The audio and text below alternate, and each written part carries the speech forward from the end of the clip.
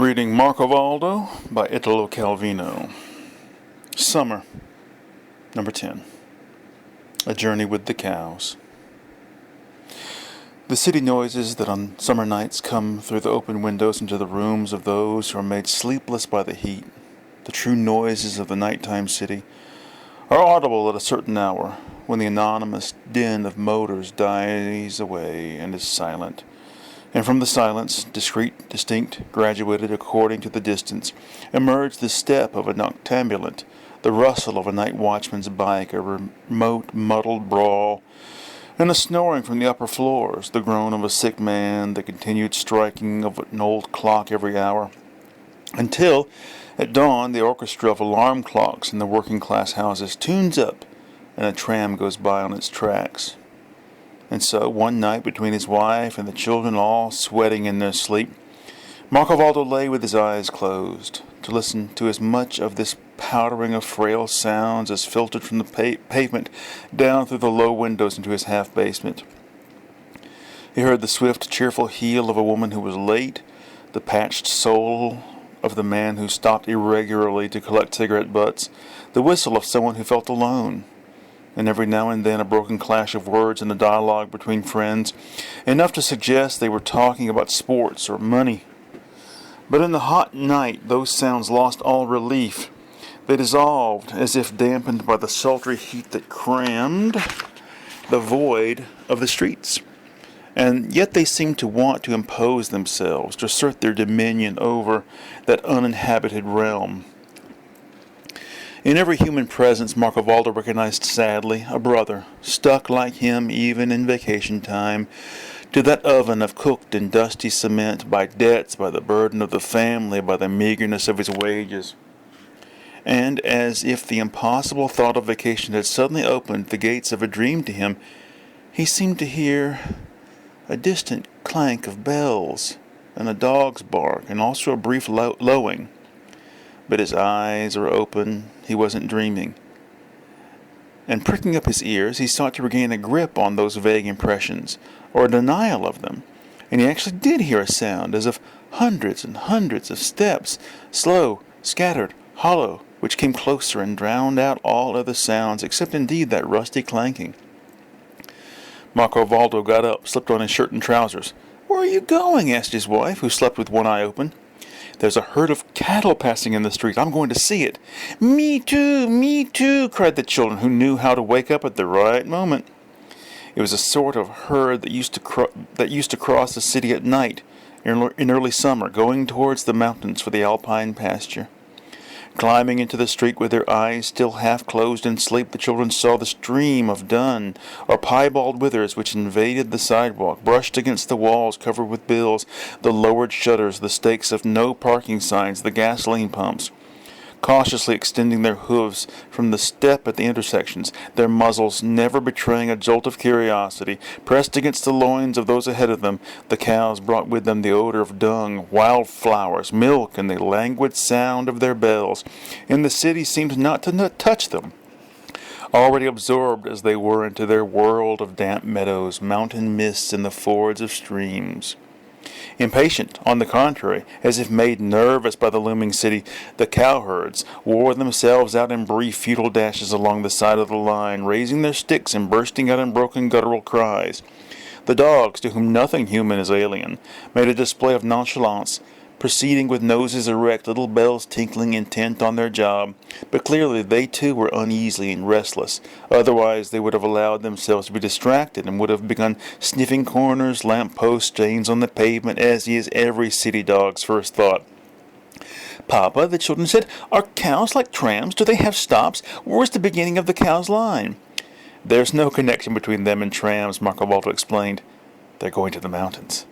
"Can they wear skis?" Petruchio asked. "They're going to pasture, to eat grass. Don't they get fined if they trample the lawns?" The only one not asking questions was Michelino, who, older than the others, already had his own ideas about cows, and was now intent simply on checking them, observing the mild horns, the withers, and variegated coats. And so he followed the herd, trotting along at its side like the sheepdogs. When the last group had passed, Marcovaldo took the children's hands to go back to sleep, but he couldn't see Michelino. He went down into the room and asked his wife, "Has Michelino already come home?" "Michelino? Wasn't he with you?" "He started following the herd, and God only knows where he's got to," Marcovaldo thought, and ran back to the street. The herd had already crossed the square, and Marcovaldo had to look for the street it had turned into. But that night, it seemed, various herds were crossing the city, each along a different street, each heading for its own valley. Marcovaldo tracked down and overtook one herd, then realized it wasn't his. At an intersection he saw 4 streets farther on another herd proceeding along a parallel, and he ran that way. There, the cowherds told him that they had met another heading in the opposite direction, and so until the last sound of a cowbell had died away in the dawn light, Marcovaldo went on combing the city in vain.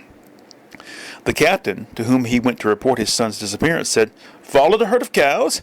He's probably gone off to the mountains for a summer holiday, lucky kid. Don't worry, he'll come back all tanned and fattened up." The captain's opinion was confirmed a few days later by a clerk in the place where Marcovaldo worked, who had returned from his first shift holiday. At a mountain pass he had encountered the boy. He was with the herd. He sent greetings to his father, and he was fine.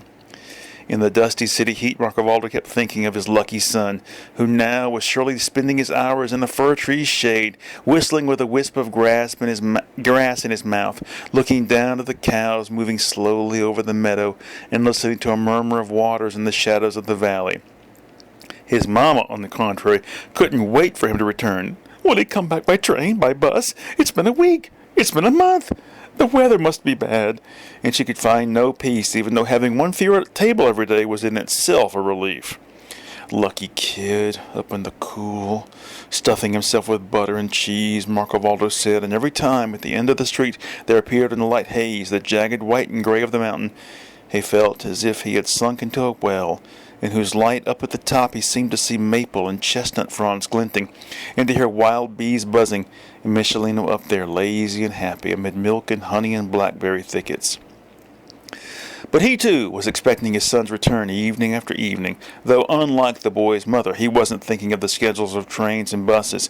He was listening at night to the footsteps on the street as if the little window of the room were the mouth of a seashell, re-echoing, when you put your ear to it, to the sounds of the mountain. One night, he sat abruptly up in bed. It wasn't an illusion. He heard approaching on the cobbles that unmistakable trample of cloven hooves mixed with the tinkling of bells. They ran to the street, he and the whole family. The herd was returning, slow and grave, and in the midst of the herd, astride a cow's back, his hands clutching its collar, his head bobbing at every step, was Michelino, half asleep. They lifted him down, a dead weight. They hugged and kissed him. He was dazed. "How are you? Was it beautiful?" "Oh, yes." "Were you homesick?" "Yes." "Is it beautiful in the mountains?" He was standing, facing them, his brows knit, his gaze hard. "I worked like a mule," he said, and spat on the ground. He now had a man's face, carrying the buckets to the milkers every evening from one cow to the next, and then emptying them into the cans in a hurry, always in a worse hurry until late, and then early in the morning rolling the cans down to the trucks that take them to the city, and counting, always counting, the cows, the cans, and if you made a mistake there was trouble. "But weren't you in the meadows when the cows were grazing?